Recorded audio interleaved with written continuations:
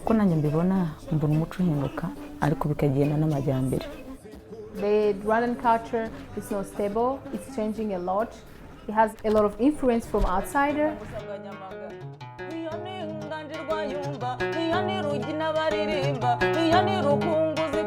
Impamvu nahisemo gucuranga mu buryo bwa Kinyarwanda, ino nanga ya Kinyarwanda ndabikunda, nabikurimo ndi umwana mbona iwacu batarama baririmba, noneho ngenda mbikunda.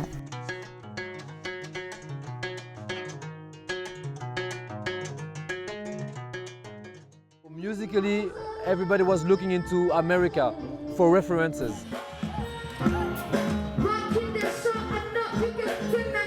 Coming back over here, I had some kind of awakening when I realized that the culture of my own country was so rich but little known of. People didn't really know about it. I'm in love now, so kiss me like you wanna be loved. Umuziki nyarwanda yego n'uwiwacu n'umuco wacu nawo nawukora kandi nawo nzawukora, gusa icyo nzabasha gukora ntabwo nzawukora uko umeze, nzagerageza mvange bibashe kubyara ikintu gitandukanye n'ibyo abandi bakora. Yeah. Ari nta mubyeyi wawe mama nabandebaga nirihumye umupfubyi uravuze uhora wasabye yani mukaza wizo mu bwana. Byabaye ngombwa ko mfata ya rege nkayihindura mu Kinyarwanda. Ntago batangara kwa ko ndi kuririmba kuri ahubwo bumva ari byiza mu buryo bo batari basanzwe bazi.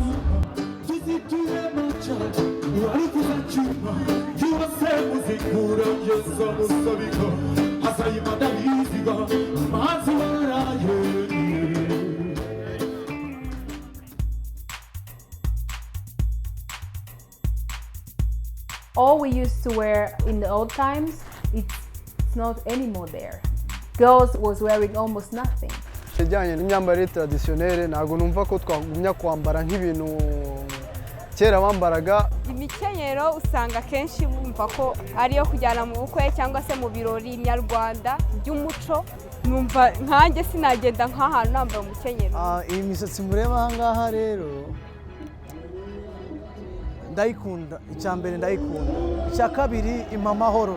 Kwiyogoshesha amasunzu washaka yashyiraho ariko nanone byaba biri muri mode ya kera waba ushaka kugaruka. Mpamvu nahisemo kujya ntega amasunzu ariko nkambara bisanzwe.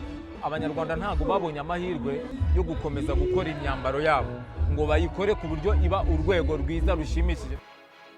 What I see in weddings, what I see in the ceremonies, this is not for me Rwandan culture fashion. This is a bit of twist that people can be able to wear. N'abantu bakora imyenda bashobora kuzareba bakavuga bati imyenda y'u Rwanda yari myiza, bakayikora ku buryo aho waba uri hose wayambara.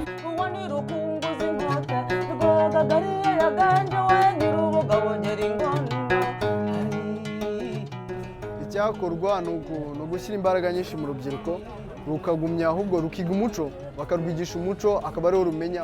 Ni byiza ko tugendana n'amajyambere tukagira iterambere ariko ntitwibagirwe umuco wacu. Tujye tureba ku bya kera, turebe ibyiza biriyo tubigarure, hanyuma ibitari byiza wenda tubyihorere.